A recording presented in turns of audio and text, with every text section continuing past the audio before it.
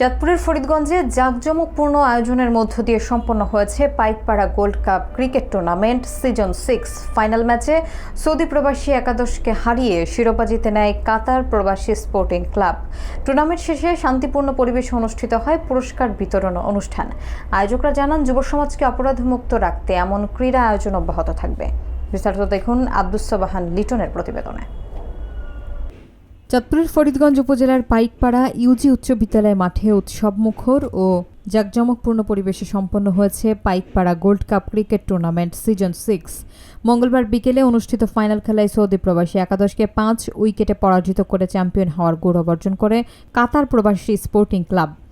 খেলা চলাকালে মাঠ জুড়ে দর্শকদের ব্যাপক উপস্থিতি এবং উৎসাহ উদ্দীপনা লক্ষ্য করা যায়। টুর্নামেন্ট পরিচালনা কমিটির আহ্বায়ক জুয়েল মজুমদারের সভাপতিত্বে খেলা শেষে বর্ণাঢ্য আয়োজনে পুরস্কার বিতরণ অনুষ্ঠান অনুষ্ঠিত হয়। এতে প্রধান অতিথি ছিলেন স্পিডি গ্রুপের চেয়ারম্যান ও সমাজসেবক লায়ন মোহাম্মদ আল আমিন। অতিথিরা বিজয়ী ও রানার্স আপ দলের খেলোয়াড়দের হাতে ট্রফি ও পুরস্কার তুলে দেন।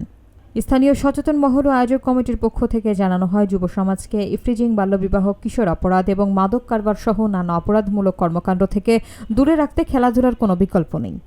তারা জানান, ভবিষ্যতে এলাকার তরুণদের খেলাধুলায় আগ্রহী করে তুলতে নিয়মিত এই টুর্নামেন্ট আয়োজন করা হবে।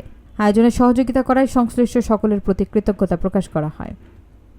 ধরনের কর্মকাণ্ড তারা যাতে আরো প্রসারিত করে সমাজের মানুষকে মাদক মুক্ত, জঙ্গিবাদ, উগ্রবাদ মুক্ত একটি সমাজ উপহার দিতে পারে এবং এর সপক্ষে যুব সমাজ যাতে সামনে আরো এগিয়ে যেতে পারে, আমি সহ আমাদের সমাজে যারা রয়েছে বিদ্যমান সবাই এগিয়ে আসতে হবে। তাদের এই সুন্দর কর্মকাণ্ডকে যাতে আরো সুদূর প্রসারী চিন্তা ভাবনা আরো এগিয়ে নেওয়া যায়। আমরা অবশ্যই তাদের পাশে আছি। আমি মনে করি এই এলাকার সবাই তাদের পাশে থাকবে, কারণ সুন্দর সমাজ বিনির্মাণে এর কোনো বিকল্প নেই।